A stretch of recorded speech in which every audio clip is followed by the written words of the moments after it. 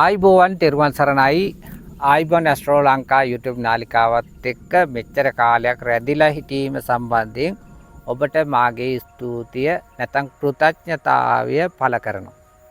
හරි. එතකොට ඔබ මේ channel එකත් එක්ක හිටියනම් අනිවාර්යයෙන්ම ඔබ මාගේ අනිත් නාලිකාවක් දන්නවා. ඒ නාලිකාව තමයි ඇස්ට්‍රෝ with නයන YouTube නාලිකාව.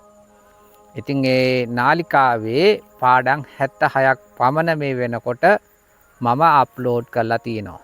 ඉතින් බොහෝම සරල මට්ටමේ ඉඳලා කරුණු කාරණා පැහැදිලි කරලා තියෙනවා. ඒ කියන්නේ සරල සුගම ශෛලියකින් පුංචි දරුවෙකුට උනත් තේරෙන ආකාරයෙන් තමයි මේ පාඩම් මාලාව ගෙනල්ලා තියෙන්නේ. හරි. එතකොට 2026 ජූනි මාසයේ දෙවැනි අඟහරුවාදා පාන්දර 1:50ට ආසන්න කාලයක් තුලදී ගුරු ග්‍රහයක් කටක රාශිගත වෙනවා. එතකොට ඔබ ඉපදිලා ඉන්නේ මීන ලග්නයේනේ. මීන ලග්නේ ලග්නයට අධිපති ග්‍රහයා තමයි ගුරු. එතකොට මෙන්න මේ ගුරු ගමන් කිරීම සිද්ධ වන්නේ පස්වැන්නේ. එතකොට ගුරු ලග්නාධිපතියා වගේම දසවැන්න අධිපතියා කියලත් කියනවා. ලග්නයෙන් තමයි පෙන්වන්නේ ඔබගේ ජීවන අභිලාෂය නැත්නම් ඔබ ගමන් කරන්නේ කුමන දිශානතියද කියන කාරණේ. එතකොට ඒ අධිපතියා ගුරු වීම යහපත්. ඒ වගේම රැකියාව ආර්ථය සම්බන්ධයෙන් කටයුතු කරන්නේ ගුරු ග්‍රහයා.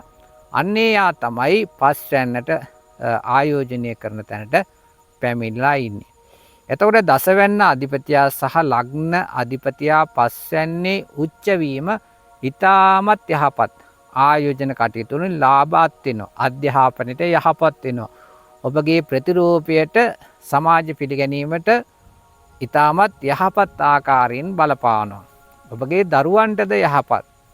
ඉතින් බොහොම ගෞරවාන්විත හැඟීම් හිතට පහළ වෙන ස්වභාවයක්. ඔබගේ ප්‍රතිභාව මතුවෙන කාලයක් බවට පත් වෙනවා. ඉතින් මෙච්චර කාලයක් ඔබ සැඟවිලා තිබුණා නම් ඔන්න ඒ தත්ත්වය මගහැරිලා ඔබට යම්කිසි උඩට මතුවීමේ හැකියාවක් වාසනාවක් පවතින ස්වභාවයක් තමයි පවතින්නේ.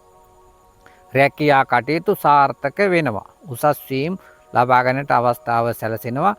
මනා සංවිධානාත්මකව සංයමයෙන් යුක්තව ඔබට කටයුතු කිරීමේ හැකියාව පවතිනවා. ඉතින් හොඳට මතක තියාගන්න ඕන මීන ලග්නයට දැන් යන්නේ සෙනසුරු ඒරාෂ්ට කපලකාරී තත්ත්වයක්.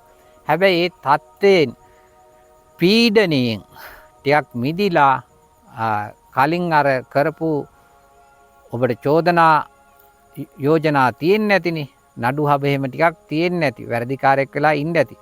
ඔන්න ඒව එහෙම ටිකක් නිවැරදි වෙන්න ඔබ නිවැරදි කාර්යයා කියලා අන් අයට තේරෙන්නට පටන් ගන්න කාලයක්. ඔබගේ නැති වෙච්ච කීර්ති නාමය ඇති වෙන කාලයක් බවට පත් වෙනවා. ඉතින් මේ ලග්නාධිපති ග්‍රහයා පස්වැන්නේ උච්ච භාවයට පත්වීම ඉතාමත් යහපත්. අන්නේ තුලින් ඔබගේ ජීවිතයේ සතුට ප්‍රබෝධය ඇති කරගෙන 2026 වර්ෂයේ සිංහල අවුරුද්දෙන් පස්සේ කාලය යහපත්ව ගත කරන්නට ඔබට වාසනාව ලැබේවා කියලා ප්‍රාර්ථනා කරනවා. ඒත් එක්කම ඔබ සිහිය තියාගන්නට ඕන ඔබගේ උප්පත්ති හඳහනේ පිහිටි ග්‍රහටි පිහිටි මොනවාද? ඒ වගේම විශේෂයෙන්ම ගත වෙන මහදසා අතුරුදසා මොනවාද කියන කරුණු කාරණා ගැන සලකා බලලා යම්කිසි අපලයක් තියෙනවා නම් ඒවටත් යම්කිසි ආකාර ප්‍රතිකර්මයක් කරගෙන කටයුතු කරොත් ඔන්න ඔබගේ දුෂ්කරතාවෙන් ඔබට මිදෙන්නට පුළුවන් කාලයක් බවට පත් වෙනවා. ඉතින් ඔබට යහපතම උදා වේවා කියලා ප්‍රාර්ථනා කරනවා. තෙරුවන් සරණයි. ආයුබෝවන්.